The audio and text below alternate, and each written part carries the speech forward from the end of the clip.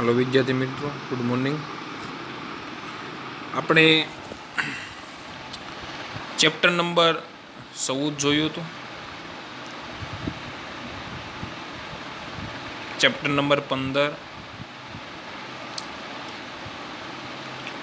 નામ શું છે જોવો તો દરેક વિદ્યાર્થી મિત્રો પાઠ્યપુસ્તકની અંદર તમને સામે સ્ક્રીનમાં પણ દેખાય છે। 15મું ચેપ્ટર નામ વાંચો તો કેટલીક કુદરતી ઘટનાઓ।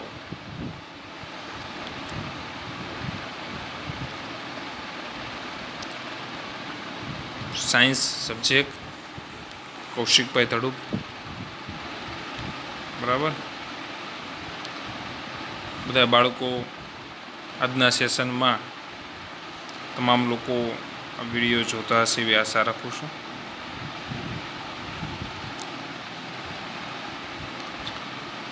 તો 15મું ચેપ્ટર કેટલીક કુદરતી ઘટનાઓ।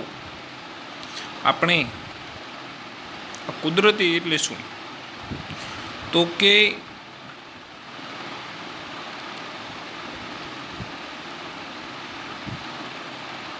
સાતમા ધોરણની અંદર તમે જે પવન, વાવાઝોડું, ચક્રવાત વિશે શીખી ગયા હતા।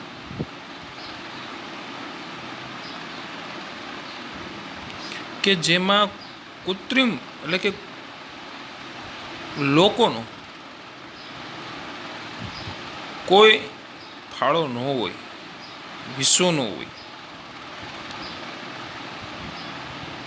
લોકો દ્વારા એ ઉત્પન્ન કરવામાં અથવા એના દ્વારા બનાવવામાં ન આવ્યું હોય એવી બધી વસ્તુને જે કુદરતી હોય, કુદરત ઉપર ડિપેન્ડ હોય,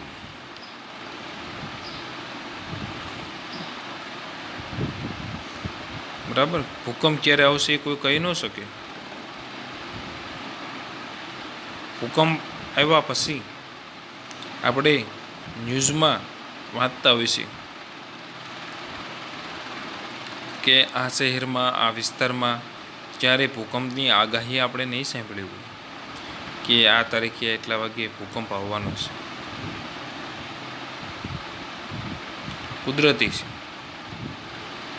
વાવાઝોડું, પવન, વાવાઝોડાનું ઉત્પન્ન જ્યાંથી થાય એની આપને ખબર પડે કે ભાઈ આ વાવાઝોડું છે એ અહીંથી ઉત્પન્ન થયું છે એટલે આ દિશા તરફ આગળ વધી રહ્યું છે, પણ એની સ્પીડ વધઘટ થશે કે દરિયામાં સમેટાઈ જશે, દરિયાકાંઠાના વિસ્તારોની અંદર ટકરાશે કે નહીં, આવું ઘણીવાર આપણે જોયું છે કે ભાઈ વાવાઝોડું આવવાનું હોય, સરકાર આગમચેતી પગલાં કલેક્ટર અધિકારીઓ લેતા હોય છે। દરિયાકાંઠાનું હોય તો દરિયાકાંઠે, જે વિસ્તારનું હોય ત્યાં। એવો જ એક કુદરતી ઘટના જેનું નામ છે વીજળી। આપણે જોવો તો વીજળી વિશે તો કે વીજળી શું છે પેલા એ સમજીએ।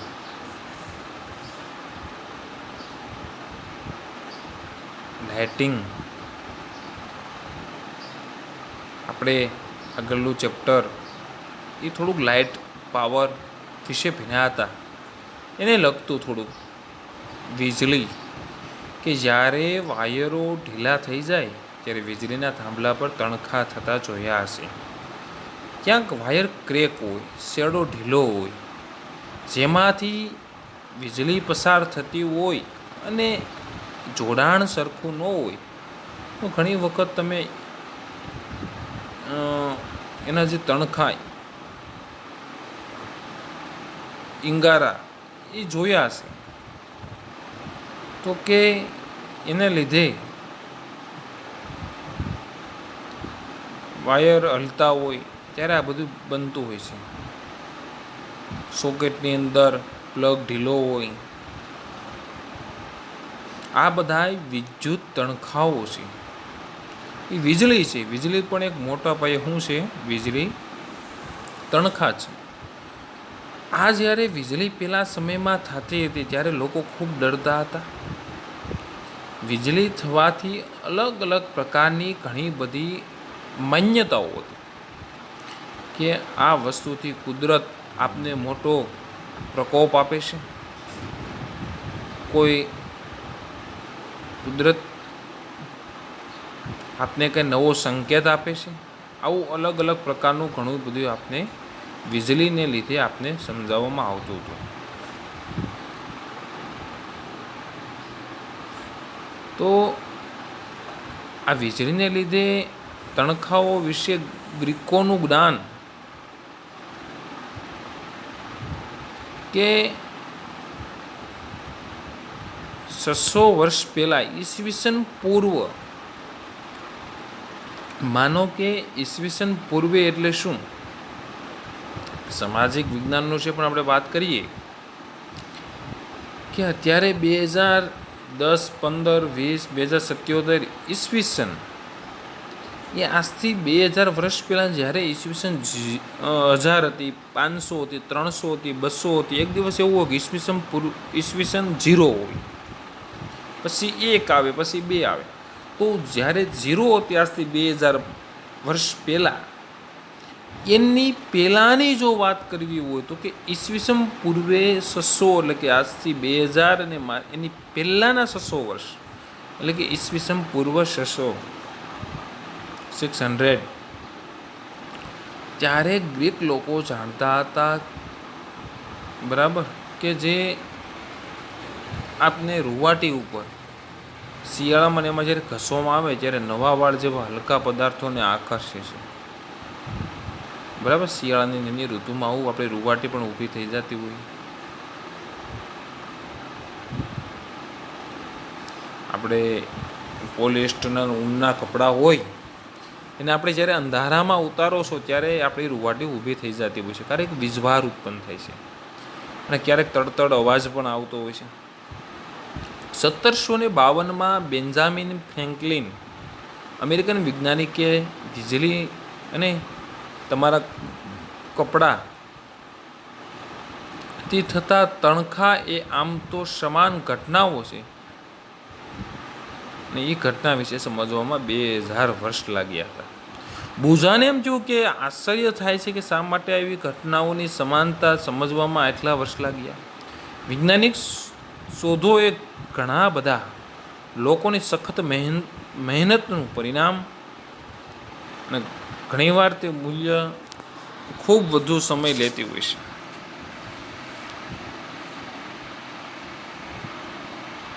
તો કે આજે ઘસવાથી વીજભારની ઉત્પત્તિ, તો કે ચાર્જિંગ બાય રૂબિંગ, બરાબર, કે આ વીજભાર તમારી રૂવાટી ઊભી થઈ જાય છે અમુક ચોક્કસ પ્રકારના કપડાં પહેરવાથી.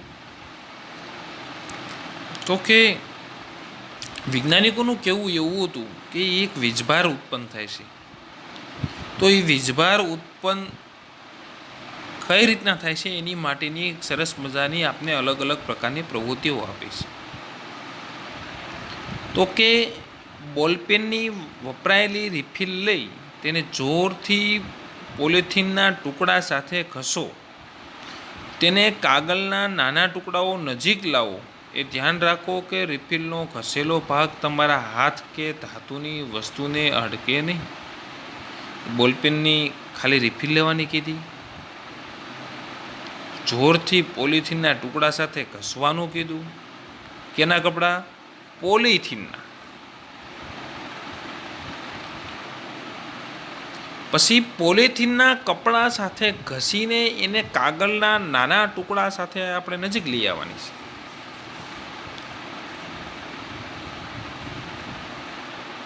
પણ તમે જે પોલિથીનના ટુકડા સાથે જે રિફિલનો ઘસેલો જે ભાગ છે એ ભૂલથી આપણા હાથમાં ન રહેવો જોઈએ, વિરુદ્ધ દિશાનો જે ભાગ હોય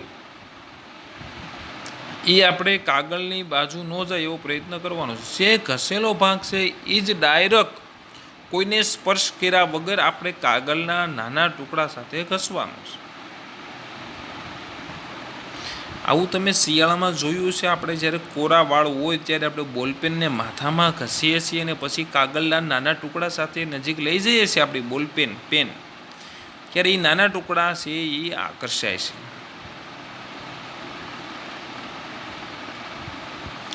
આમ પ્લાસ્ટિકની રિફિલને પોલિથીન સાથે ઘસવામાં આવે ત્યારે એ વીજભાર મેળવે છે. જ્યારે પ્લાસ્ટિકના કાંસકાની કોરા વાળ સાથે ઘસવામાં આવે છે ત્યારે થોડોક વીજભાર મેળવે છે. આવા પદાર્થોને વીજભારિત પદાર્થો કહે છે. અને રિફિલ અને પ્લાસ્ટિકના કાંસકાને વીજભારિત કરવાની પ્રક્રિયામાં રિફિલ અને પ્લાસ્ટિકના જે કાંસકા હોય એને વીજભારિત કરવાની પ્રક્રિયામાં પોલિથીન વાળ પણ વીજભારિત થાય છે. આવી અલગ અલગ પદાર્થોની સરસ મજાની અલગ અલગ વીજભારિત કરવાની કોશિશ કરવાની એક પ્રવૃત્તિ આપી છે તમને કે અલગ અલગ પદાર્થો એને અલગ અલગ કઈ વસ્તુ સાથે ઘસવાથી વીજભાર ઉત્પન્ન થાય છે કે નહીં આપને ક્યારે ખબર પડે. માનો કે આપણે એક પ્લાસ્ટિકની રિફિલને પોલિથીન સાથે જ્યારે ઘસીએ છીએ અને એને કાગળની નજીક લઈ જવામાં આવે ત્યારે આ કાગળ જો કાંઈ મુમેન્ટ બતાવવામાં ન આવે, કાગળ કાંઈ હલનચલન ન કરે, કાગળ જો એ પેન સાથે કે તમે કાંસકા સાથે જેની સાથે ઘસો છે પછી એને કાગળના ટુકડાઓ એની સાથે ચોંટતા નથી તો એની અંદર કોઈ પણ જાતનું પરિવર્તન કે એમની સાથે કોઈ વીજભાર નથી ઉત્પન્ન થતો એવું સાબિત થાય છે.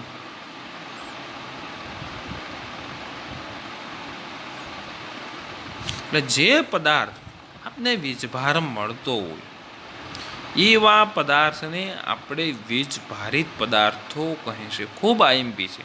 વીજભારિત પદાર્થોની વ્યાખ્યા તમને પૂછાઈ શકે છે. હવે આપને જે પ્રવૃત્તિ 15.2 આપી છે એ જોઈએ. આપનું કોષ્ટક 15.1 આપેલું છે એમાં ઘસવામાં વપરાતા પદાર્થો વાપરવામાં આવ્યા છે. કાંસકો હોય, ફુગ્ગો હોય,